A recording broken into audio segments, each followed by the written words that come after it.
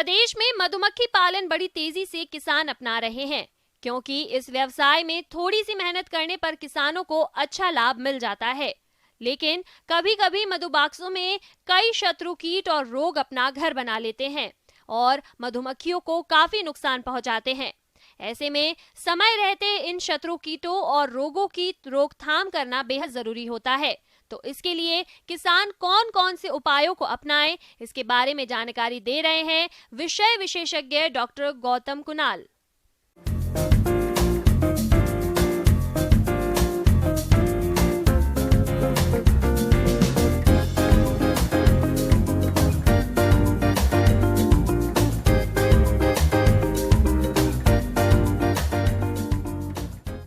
कृषक बंधुओं, यह मौसम में बहुत ज़्यादा पराग और परागकण जो मधुमक्खी के लिए अति आवश्यक है वो वातावरण में प्रचुर मात्रा में मिलती है। और साथ ही साथ इस ठंड की वजह से मधुमक्खियों को थोड़ा दिक्कत भी होता है। इसके लिए हमें क्या करना है कि मधुमक्खी के छत्ते को इस तरह से उसका रख रखाव करे, जो मधुमक्खी का जो फ्रेम है उसके चारों कॉर्नर पर हम लोग लगा देते हैं, जिससे मधुमक्खी के बक्से का अंदर का तापमान बना रहता है और मधुमक्खियां ठंड से बची रहती हैं।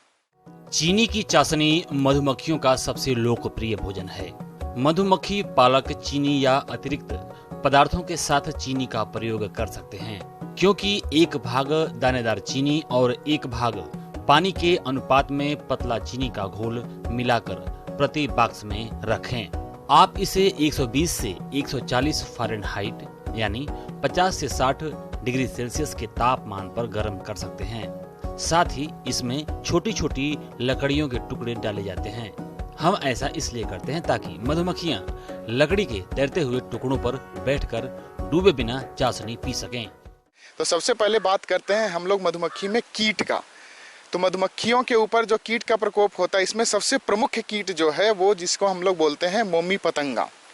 मोमी पतंगा क्या करता है कि मधुमक्खी के बक्से का कोई भी एक छिद्र बचा हो या फिर कोटर हो, उससे जो मोमी कीट पतंगे की जो वेशक मादाएं होती है वो प्रवेश करती है और प्रवेश करने के बाद वो बहुत सारे अंडा छत्ते के बक्से के अंदर में दे देती है।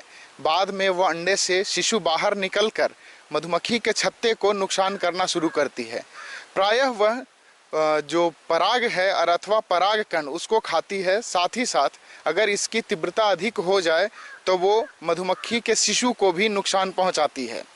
अगर हम इसके फ्रेम को बाहर निकाल करके देखेंगे तो कृषक बंधुओं, हमको फ्रेम के ऊपर में एक गैलरी जैसा दिखाई देगा, जिस जगह से वो मोमी पतंगे का शिशु काट काट करके खाता चला जाता है।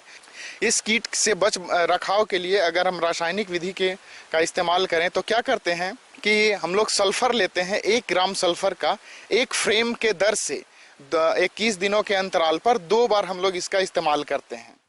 माइट कीट एक परजीवी कीट है जो अन्य फसलों के साथ मधुमक्खी पालन में भी पाया जाता है। इस कीट के लगने से मधुमक्खियों को कई तरह की परेशानियां हो सकती हैं। मधुमक्खियों में लगने वाले इस कीट से होने वाली बीमारियां संक्रामक होती हैं, जो मधुमक्खियों के संपर्क में आने से आसानी से एक दूसरे को लग जाती हैं। मधुमक्खी में यह कीट लगता है, इस तरह से मक्खी विकलांग हो जाती है। इसके साथ ही मक्खी का विकास रुक जाता है। माइट के प्रकोप की स्थिति में 85% फार्मिक एसिड का उपयोग रुई के फाहे में एक लकड़ी की मदद से लपेटकर बक्से में रख देना चाहिए, जिससे उसकी गंध से कीटों से छुटकारा पाया जा सकता है। यह मौन वंश के बक्से के दरवाजे पर ही रख देना चाहिए। अब आते हैं हम लोग रोग के ऊपर। तो इसमें रोग जो लगते हैं, एक आता है हमारा अमेरिकन फॉल ब्रूड बोलते हैं, जो बैक्टीरिया के द्वारा होता है, और एक होता है यूरोपियन फॉल ब्रूड। दोनों का लगभग एक जैसा आपको देखने को मिलेगा। इसमें आप लोग क्या देखेंगे कि अमेरिकन फॉल ब्रूड में जब इसका आतंक होगा तो मधुमक्खी के छत्ते से अजीब तरह का एक बदबू जैसा आएगा, और हम लोग अगर एक माचिस की तिल्ली या फिर कोई भी टूथपिक को उसके अंदर डालेंगे और जब बाहर निकालेंगे तो देखेंगे एक धागे नुमा संरचना हमारे मधुमक्खी जो माचिस की तिल्ली है उससे बाहर निकलते आएगी। ये आपको दर्शाता है कि आपके बक्से के अंदर में फॉल ब्रूड का संक्रमण हो चुका है। तो फॉल ब्रूड के संक्रमण से बचाने के लिए हम लोग क्या करते हैं, उसको स्टरलाइज करते हैं। स्टरलाइजेशन करने के लिए हम लोग इस्तेमाल करते हैं कृषक बंधुओं, देखिए एक हम लोग जो हमारा फॉल ब्रूड है, इसके बचाव के लिए हम लोग क्या करते हैं, इथिलीन डाइऑक्साइड या फिर फॉर्मेलिन का 150 ml प्रति लीटर पानी में मिला करके उसका ये डिसइंफेक्ट करते हैं, या फिर फ्लेम थ्रोअर, अगर बक्से को निकाल करके एक आग जैसा निकलता है जिससे हम लोग उसको बक्से को स्टरलाइज करते हैं। एक आता है इसमें डिसेंट्री होता है मधुमक्खियों को, बाहर में हम लोग प्रवेश द्वार पर देखेंगे कि मल जैसा कुछ लगा हुआ रहेगा, यह दर्शाता है कि उसमें अमीबिक या फिर प्रोटोजोआ का इन्फेक्शन हो गया है। इसके बचाव के लिए हम लोग कार्बोलिक एसिड 2% का इस्तेमाल करते हैं, जिससे इसका बचाव किया जा सकता है।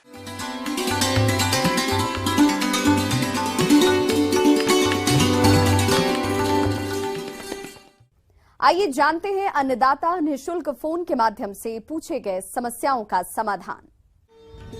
अन्नदाता निःशुल्क फोन संपर्क सेवा के माध्यम से पूछे गए प्रश्नों में से आज हमने जिस प्रश्न को कार्यक्रम में शामिल किया है उसे पूछा है ग्राम पालरा, जिला टोंक के कृषक रतन लाल ने। ये सीड ड्रिल मशीन की देखरेख के बारे में जानकारी चाहते हैं। तो रतन लाल जी, आपकी जानकारी के लिए प्रस्तुत है कार्यक्रम का ये अंश।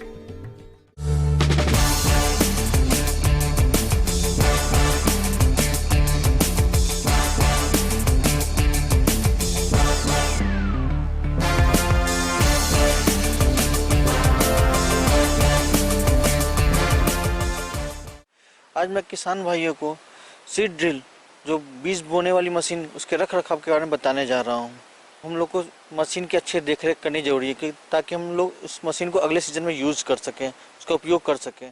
खेतीबाड़ी और बागवानी में कृषि यंत्रों की महत्ता दिन प्रतिदिन बढ़ती जा रही है।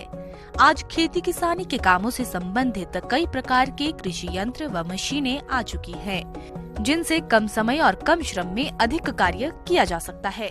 सबसे पहले किसान भाइयों की जो बीज बोने वाली मशीन है, सीड ड्रिल है, उसको रखने जब हम लोग शुरू करते हैं रखने के लिए, तो हमें सबसे पहले उसमें जो उसके खाद वाले बक्से होते हैं उसको अच्छे से पानी से साफ कर लिया जाता है ताकि उसमें कहीं खाद ना रह जाए। और खाद उसको साफ करने के बाद हम उसके रोलर जो होते हैं उससे चेक करते हैं कि उसमें कोई भी खाद या बीज ना रह जाए। अगर उसमें खाद या बीज रह जाती है तो क्या होता है कि उसमें जंग लग जाते हैं और वो जाम हो जाती है, इसके कारण वो आप अगले सीजन में आप उसका यूज़ नहीं कर पाते हैं। आप उसमें जो हमारा होपर और जो चेन होते हैं उससे अच्छे से चेक कर लें कि वो सब एक अपने जगह पे है कि नहीं। जो उसके डेप्थ की होती है उससे अच्छे से चेक कर लें कि वो अपने जगह पे है कि नहीं। मशीन को जब भी हम लोग पूरे साफ़ करते हैं एक पूरी तरह चेक कर लें कि उसमें कहीं भी मिट्टी न लगी रहे। और उसे रखने के लिए सबसे अच्छे जगह होते हैं जो हम लोग रखते हैं कि शेड में रखते हैं, और जहाँ पे रखते हैं मशीन को उसके नीचे में हम लकड़ी या कुछ लगा के रखते हैं जिससे मिट्टी से उसकी कोई कांटेक्ट ना हो। जिससे क्या होता है अगर मिट्टी के संपर्क में अगर वो मशीन के कोई भी पार्ट आते हैं तो क्या होता है उसमें जंग लग जाती है। इसलिए हम लोग रखने से पहले नीचे में कोई लकड़ी का डाल देते हैं जिससे मिट्टी के संपर्क में ना आए। कृषि से जुड़ी हुई कोई भी मशीन हो, वे अधिकतर मेटल से ही बनी होती है और हम सभी जानते हैं कि नमी होने पर इसमें जंग तेजी से लगता है। ऐसे में इसका रख रखाव ठीक से नहीं किया जाएगा तो ये मशीनें ज्यादा दिनों तक आपका साथ नहीं दे पाएंगी। उसका जैसे कि हम लोग जानते हैं कि जैसे जो हमारे ट्रैक्टर के जो खराब ऑयल होते हैं, तेल होते हैं, मोबिल, हमें रखने से पहले पूरे मशीन को अच्छे से मोबिल से उसको पेंट कर देना चाहिए ताकि उसमें जंग न लगे। और उससे क्या होता है कि आपको कहीं भी जंग नहीं लगते हैं और जब आप अगले सीजन में जब मशीन को आप निकालते हैं तो वो सही रहती है। उससे धो देने के बाद उसमें कोई भी दिक्कतें नहीं आती हैं। तो खाद के अगर थोड़ा सा भी अंश रह जाते हैं तो वो हमारे हॉपर को जाम कर देती है, जिससे कि आप अगले सीजन में जब आप उसको यूज़ करने जाएंगे तो वो अच्छे से कार्य नहीं करती है और उसमें किसान भाइयों को बहुत मेहनत करना पड़ता है। जैसे कि जैसे सीड ड्रिल हम रखते हैं तो उसे हमेशा शेड में ही रखें। और उसे रखने से पहले सारे जितने भी नट बोल्ट हैं अच्छे से टाइट कर लें, उसमें सारे में ग्रीसिंग कर लें। और शेड में जब भी रखें तो मतलब ग्रीसिंग जो नट बोल्ट होते हैं उसे हमेशा चेक करते रहें कि वो हमेशा ढीला ना पड़ जाए। और जहाँ ही मशीन रखते हैं उसे रेगुलर आप चेक करते रहें ताकि धूल उस पर ना पड़े।